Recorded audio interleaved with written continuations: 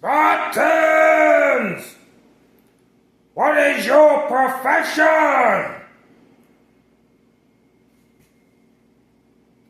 The SEAL motto is the only easy days yesterday, so that would infer that, hey, you're always uncomfortable. They make us do plenty of drills and different training throughout my career, specifically more in buds, that's teaches you to be comfortable being uncomfortable. If you take drown proofing, they tie your hands and feet, throw you in the pool, make you do a whole bunch of drills. To a lot of people, that would be uncomfortable. Right? Your hands and feet are tied, you're in a pool, but it's a heated pool and it's in San Diego, and there's 6 instructors swimming around and they're not gonna let you drown. It's 6 months long. It's big, it's overwhelming, but I broke everything down into one bite at a time. Because if you focused on, hey, look, how am I gonna get through 6 months, that would be much too overwhelming for me. So I broke everything down into one meal, one bite. So hey, if I could make it to breakfast, awesome. If I could make it to lunch, even better. Dinner, okay, cool, let's see if I can do it again the next day. And I did that throughout my entire career, no matter what I was involved in, what I was doing. Everything was down, prioritized list, top to bottom, one bite at a time, the most important things first. And then the things that didn't need to be dealt with, I just simply moved to the side and I wouldn't worry about. The more pressure, the smaller bites, because you've got so much going on. I look at everything that way. I've been in so many miserable, shitty situations that just plain suck. Okay, you're gonna do it. I'm not gonna do it. But if you can sit back, look at yourself, laugh about it. I've been in some crazy gunfight situations, you name it, where everybody's miserable, but you look to your left and right, you see your buddies, they're kind of laughing and joking, and you're like, okay, all right. I honestly, and you talk to different guys, some guys say, hey, they thought about quitting every day at Buds. I honestly never thought about quitting. Every single day, did I think, wow, this sucks? Absolutely. Yeah, it sucked every minute.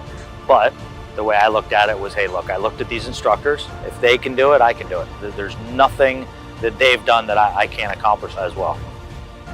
The majority of people that don't make it through the program simply quit. So they choose not to be there. Not that they couldn't do it physically, but they choose not to be there.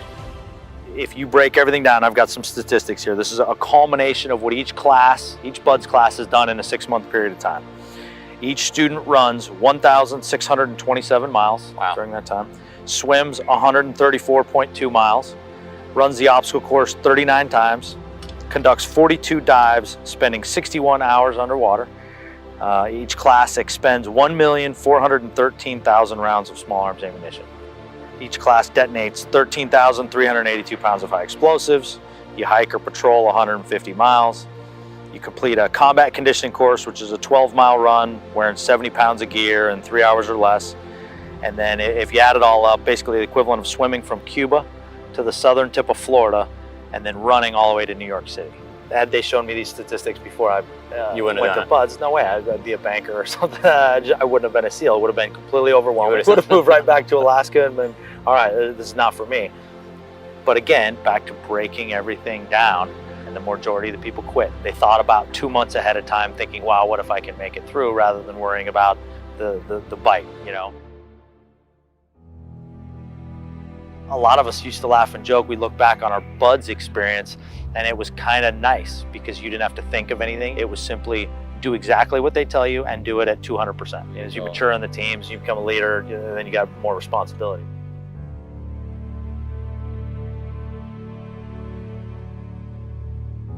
I remember a drill that our teachers had us do, and it had to have been 3rd grade. I don't remember exactly, but it had to have been around 3rd grade. It was wintertime. The majority of the people who died in the area would die of hypothermia, fall through the ice, whatever it was. So the school, they had 2 different drills. One of them, they went out, cut a hole in the ice, and literally, I don't even know if we signed release waivers, but they take you out there, they dunk you in the cold water. I mean, it was the middle of winter, hole in the ice. It was like 15 or 20 seconds that they held you in there, pulled you out, and then you were expected to rewarm yourself. You had a tent set up there, and the concept was, hey, get used to taking off all your wet clothes. If you have to be naked or put dry clothes on, whatever it is the steps to rewarm yourself in a situation like that, because that happened a lot. The other thing they had you do is they gave everybody a 1-gallon tin can full of soapy water, 2 matches, and you had to go start a fire from scratch. No paper, no fuel, no starter fluid, no anything. Peel bark, start a fire. You had 2 matches. 3rd grade. Wow. And the first kid to build a fire big enough to take his pot of water, put it on top, get it to bubble over, he was the winner. Wow. But that was 3rd grade, how I grew up. I didn't think anything that I learned in the military would translate to civilian life. I assumed that I'd be a really good shot, go skydiving on the weekends, and so on and so forth. But everything I did learn in the teams does translate. I apply the exact same rules I did when I was in, getting through buds, assaulting a target, going through any training I did. I apply those same ones now. Little takeaways that I look back on and I think, wow, okay, I apply every single one of these things to my life today, and I got out of the SEALs 2 years ago. The first thing I have is teamwork. There's absolutely zero that I accomplished during my career that I could not have done without a team, period. You gotta put the needs of the team above your own. Buds does that repeatedly. They throw you in a boat, make you paddle out through the surf zone. You're already tired, miserable, hungry.